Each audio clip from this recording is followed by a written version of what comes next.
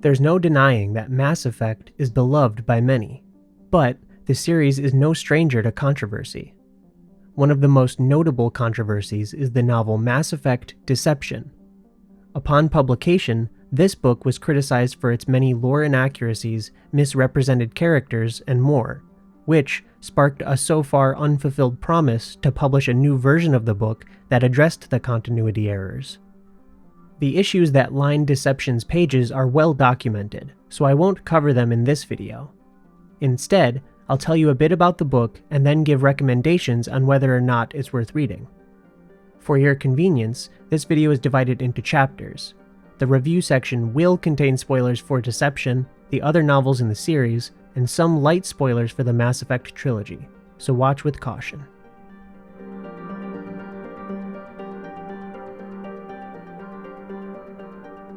Mass Effect Deception was written by William C. Dietz and is the fourth novel in the series. It's a sequel to the third book, Mass Effect Retribution, and it continues the story of the main characters from the previous 3 books. Deception tells the story of Gillian Grayson, on a mission to avenge the death of her father. Despite misgivings from Kaylee Sanders and David Anderson, the young biotic prodigy ventures alone to Omega, which puts her in the sights of budding gangs and the pirate queen herself, Aria T'Loak.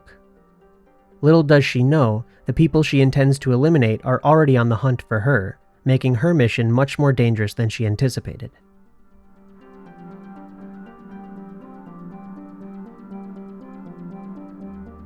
Simply put, Deception is not a fun book to read. Beyond the plethora of lore inaccuracies and continuity errors, the story is lackluster and leaves much to be desired from the reading experience. The prose is uninspired and even sloppy at times. The characters and setting are devoid of the life that otherwise makes the Mass Effect universe so compelling. There are intriguing moments in this book, to be sure, but they are few and far between. It's unfortunate to say, but it is plain unenjoyable to read. In general, I recommend that Deception be avoided. Even if you're a Mass Effect superfan who wants to experience everything the franchise has to offer, I still recommend staying away. At best, this novel will not add to your experience of the series. At worst, it will leave you feeling frustrated and maybe a little angry. If you've read the first 3 Mass Effect books, it is safe to stop with Retribution. It provides a satisfying enough conclusion to these characters that the existence of Deception is essentially unnecessary. The only people I could imagine who would be interested in this novel are those who have a morbid fascination with seeing just how far it strays from established continuity. This book is still considered an official part of the Mass Effect canon, so there is the possibility, extremely small as it may be, that the events in this novel could be referenced or used in future Mass Effect stories. Until that possibility becomes reality, though, I can assure you that Deception isn't really worth your time or money. Instead, I invite you to play the games again or read the Mass Effect Andromeda tie-ins, which are really spectacular.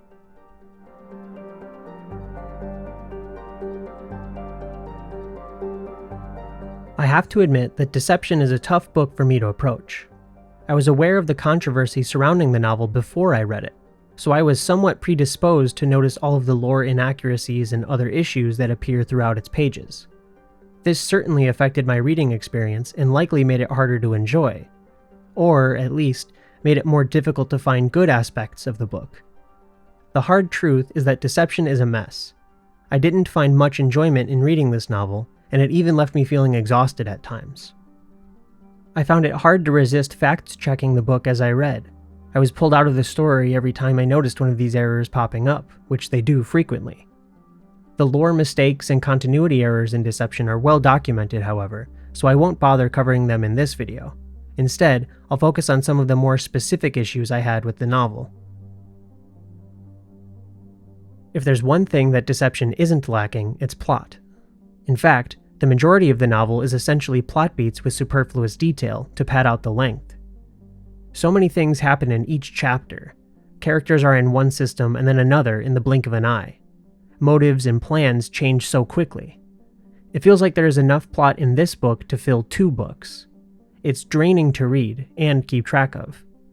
My chapter summaries for this novel are packed with information, all of which point to the amount of plot details that happen in each chapter. Yet, the story barely moves forward. All these events are so crammed together, and there isn't enough substance to support the plot. Sure, there are atmospheric descriptions and character thoughts, but each instance of this feels tacked on. There is an astonishing lack of life and depth in the moments where these aspects are needed most. Character, one of the most crucial elements of any Mass Effect story, tragically falls to the wayside in this novel. If the characters in Deception were more compelling, even by a little, it would redeem this book in some way. This is not the case, however. The characters are so dull and develop very little across the story. When they do, it's only tiny discoveries they make about themselves or their situation. Nothing too exciting. Characters ponder empty questions that either immediately get answered in the next paragraph, or get dropped with no follow-up. It points to a gross misunderstanding of the characters' true identities, which shouldn't be the case because nearly all of them are returning characters from previous stories. David Anderson isn't portrayed the way he should be.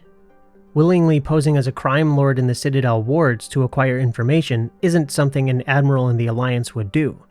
Certainly not one as bright and principled as Anderson. It conflicts with the character we've come to know in Revelation, Retribution, and the games. Arya T'Loak in Deception isn't the Arya from Retribution or the comics, and she's nowhere close to who she is in Mass Effect 2 and 3. She's devastated by her daughter's death, but the real Arya wouldn't let something like that get to her for that long. It affects her so much that weaker characters actually get the upper hand on her, leaving her to clean up messes and restore her reputation throughout the story. This just doesn't make sense for who we know Arya to be at this point in the timeline. Kai Lang is a weird case. His character is inconsistent with his portrayal in Mass Effect 3 and Retribution, but it's actually kind of a good thing. By not knowing who Kai Lang is supposed to be, the author actually made Lang's portrayal in Deception more complex and somewhat relatable.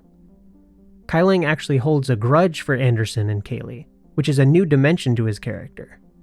How he eats cereal in their apartment with the smug satisfaction that he's completely in control of their home is sadistic. He actually has feelings about a lot of things. He expresses his fears and concerns about his mission and his status within Cerberus.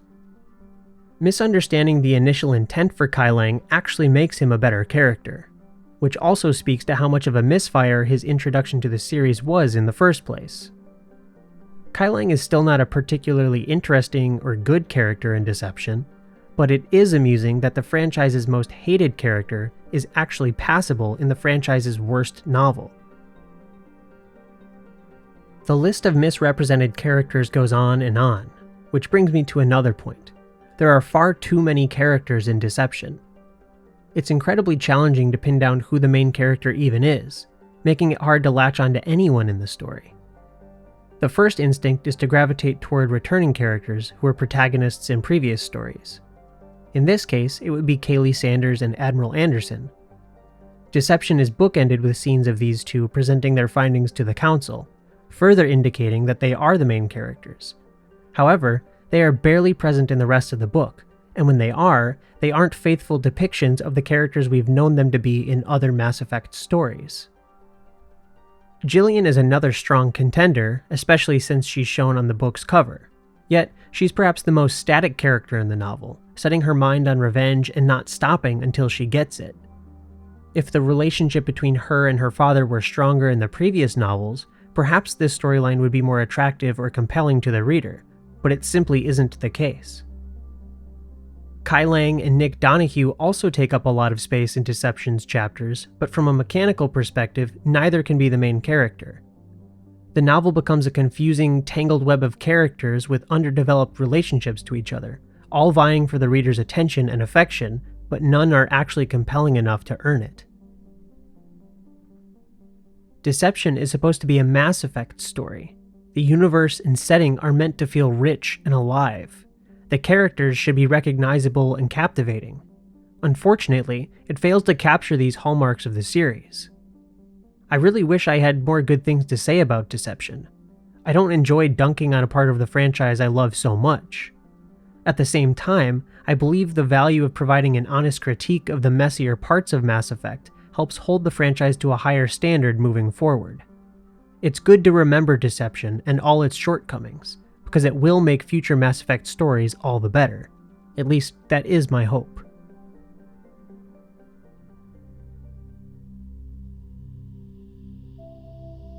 Thanks for watching. If you end up checking out Deception, please leave a comment to let me know what you think, and be sure to put appropriate spoiler warnings for your discussion. If you have any questions about the story or characters, please feel free to comment below, and I'll try to answer them or get around to them in a future video.